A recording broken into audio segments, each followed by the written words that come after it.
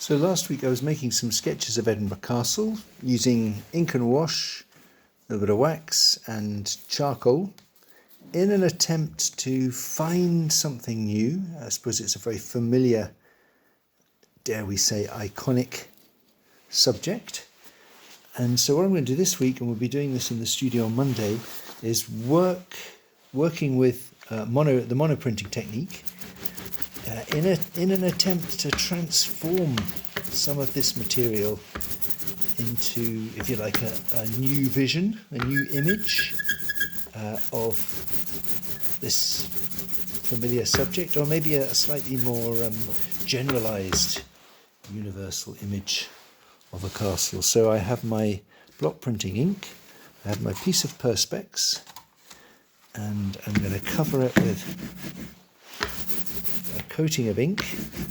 So I'll start just by doing the usual technique on a piece of newsprint, and then I'm going to experiment with a few other ways of working, trying different papers, building on top of the inky image. It's interesting actually, this ink's quite runny, and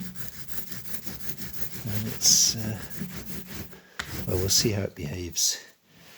So that's my plate. That's what I'm going to be working with. I'll hold it up to the light for you to see how the image develops. But on the basis of some of these drawings, maybe that one in particular with its view of the tree, I'll work with that one. So I've actually got a pencil, and I'm going to draw some lines because my Edinburgh Castle composition here is very much a sort of silhouetted view of the buildings up on the rock, and the trees in bloom, in flower, are covering the rock. You can see there, if I hold it like that, I've drawn a line because that's really all I want in terms of line. I think I want a dramatic sky. So what I'm doing with the rag stretched over my finger is I'm kind of roughing up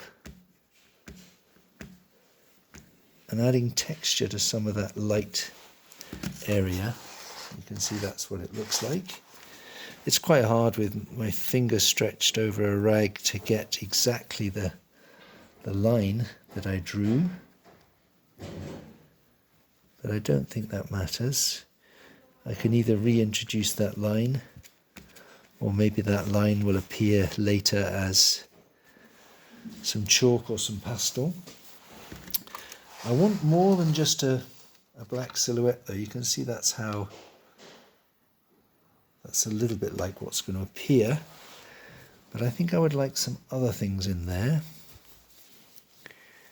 I noticed, during the course of drawing the castle, the sort of walls, quite, not random, but not particularly sort of systematic or regular walls, but there are various walls coming out of the rock, and then there's the rock. So I'm just trying to create different sorts of textures which might relate to the rock, and I'm not taking so much off. I'll try some other approaches. I've also got one of these wipes, and the wipes, of course, look at that, it's so wet, it's lifted everything off. Don't know that that's what I want. Too late. So I've wet the sky a bit, but I don't think I'll go much further than that. Oh, that's quite nice. It's a little bit of light appearing, and I think what will go with that actually is if I do go back with my line. Because I think now that I've got some light in the sky, it might actually be quite suitable to have something of a line of light running across the rock. I think that's what I'm going to do. I think I need to print that. So I'm going to lay a piece of newsprint on top and take a good print. I could do this with a roller as well, or a rag, but actually a fist seems to work reasonably well.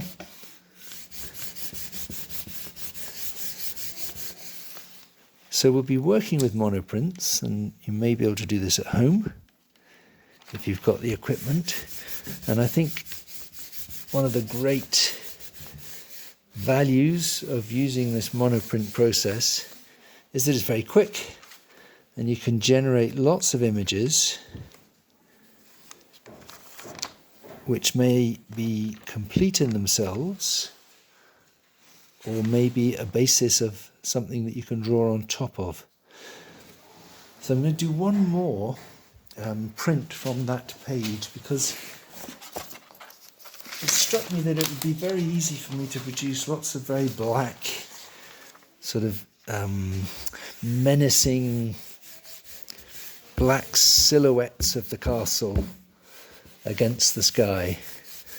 And that would be one atmosphere, one mood, one statement to be made about this castle theme.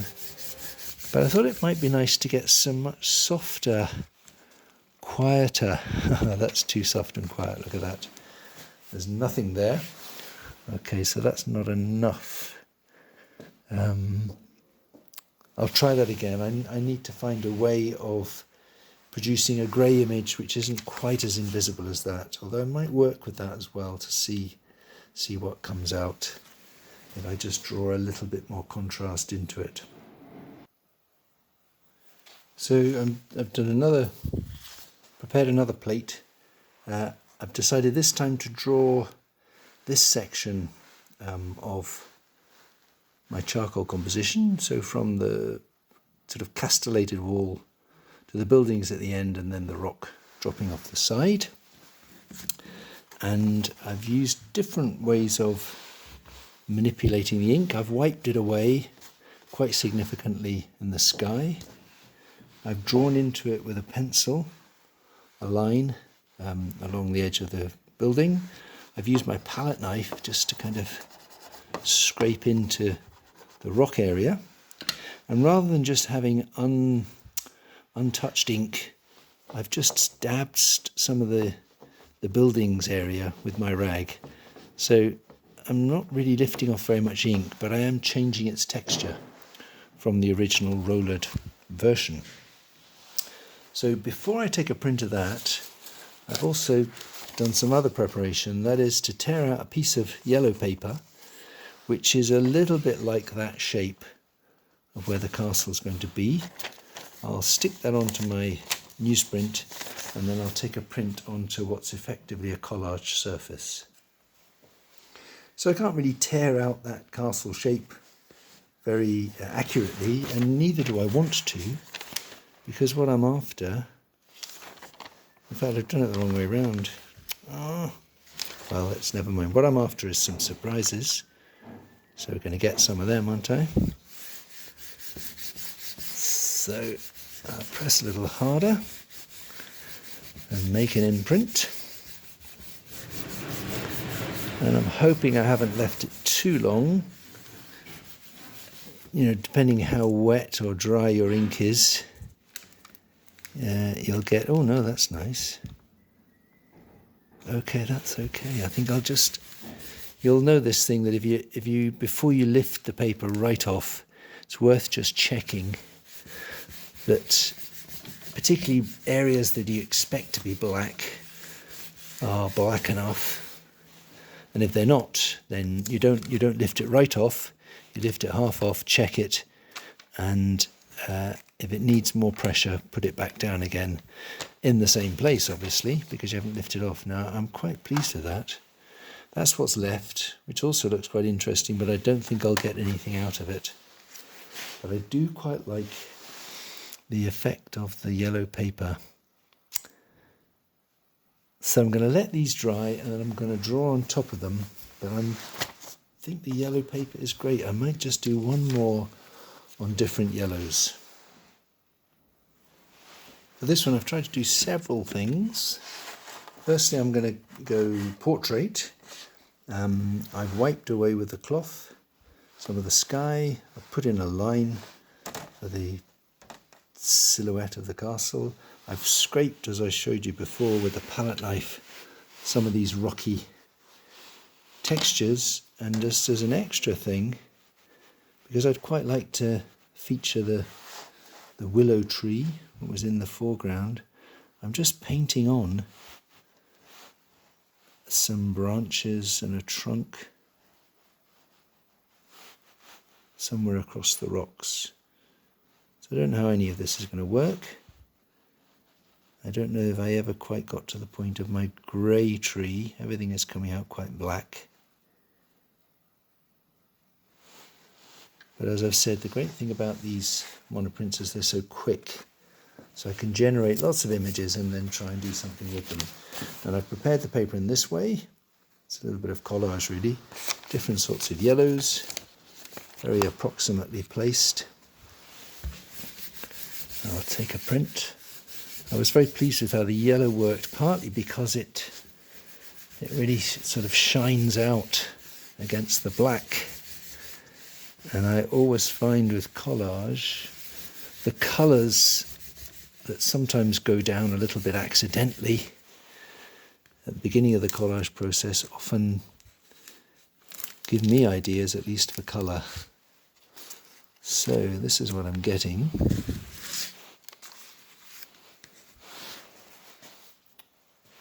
Which I think is pretty promising actually. If I was to get a bit of white into that, particularly into the sky. Okay, so I'll put that to dry and then I'll do some work on all three of these with some pastel and chalk. Initially I'm just going to work with charcoal and chalk, and I'm going to work just a bit on this edge.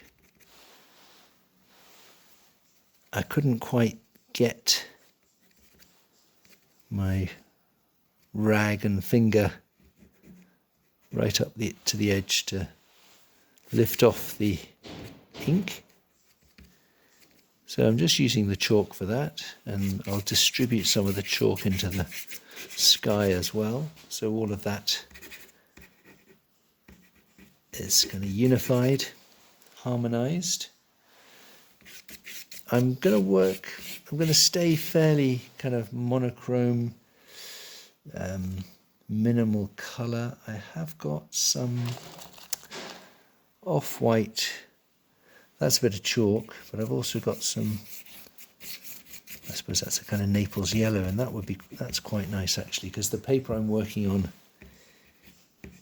is newsprint, so it's got a slightly yellow colour, but my instinct is to stay fairly monochrome, and if I'm going to go into yellow in the sky, I might try a little bit of charcoal on the ink to get some different black textures, and maybe brown, but I'm staying fairly neutral, and I'm putting the pastel on in such a way that we can still see through to the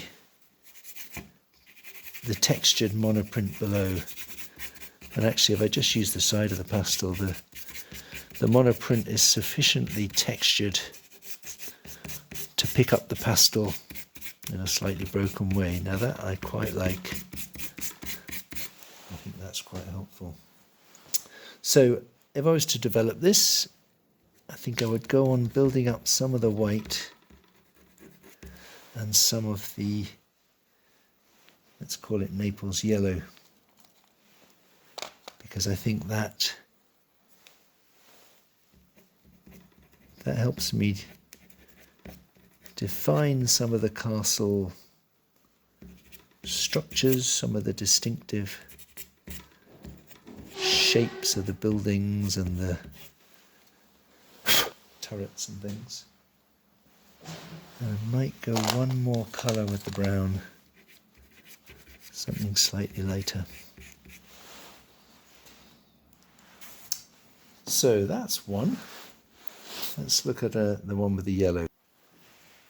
So because the yellow paper is part of the colour scheme, I actually feel a bit more encouraged to try other colour. So I might get a bit of blue up in the sky, but I also would like to mix that with white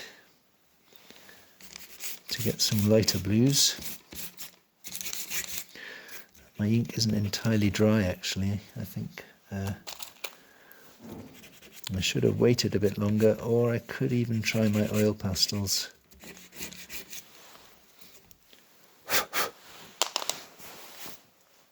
Let's try some oil. So I wouldn't normally mix oil pastels and chalk pastels, but because some of my ink seems to still be a bit wet, I know that my oil pastels will go on more easily. Of course, oil pastels are, well, these oil pastels at least, because they're so good at covering, they're probably a little bit more opaque than the chalk pastels. So I think I should be a little bit cautious not to completely obliterate what's underneath.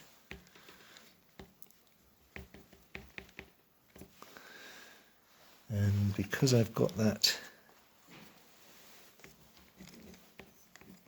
yellow paper,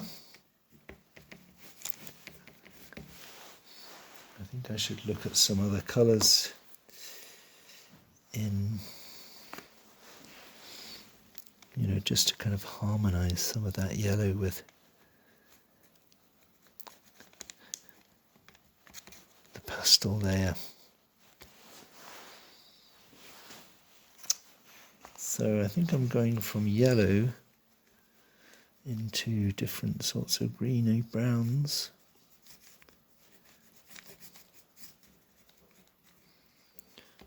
Not quite sure where this is going actually, but it is helpful to have that colour underneath, because it's moving me out of black and white and into colours.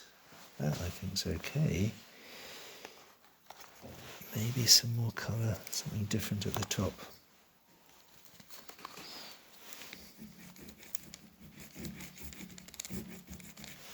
Yeah. Okay, and then let's have a look at the third one. I actually feel I might be working on these a little bit too quickly, because really what's needed is a bit of time to really take in what the printing process has given me, and time to consider in a way what minimal limited things to do to the monoprint in order to bring out some of the effects that are suggested, to bring out what's there, but in a way not to go past what's there. With this third one, what I was interested in doing was something with the willow tree in the foreground. So I put a little bit of colour onto the sky, and I'm now putting some brown pastel onto the tree against its yellow setting, which is fairly promising. And I'll see if I can get a little bit of light on some of these branches.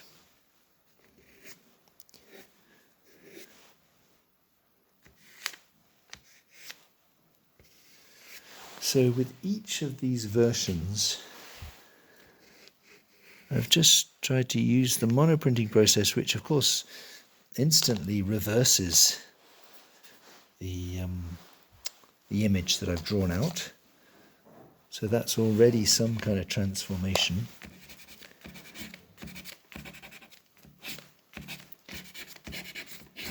So I've attempted to transform the material I've got in the sketches in such a way that I've got a new way of seeing my castle image in a way that may inspire some treatment of it in a painted or a mixed media study, which I could go on to do on the basis of these.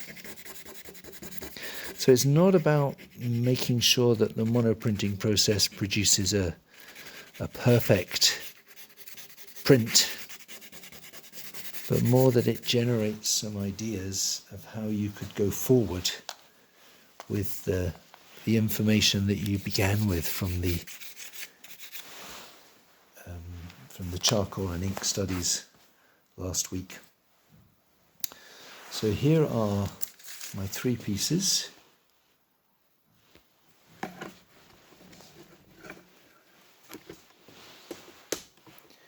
They're all very much the silhouetted castle against the sky, but I've tried to bring in other elements.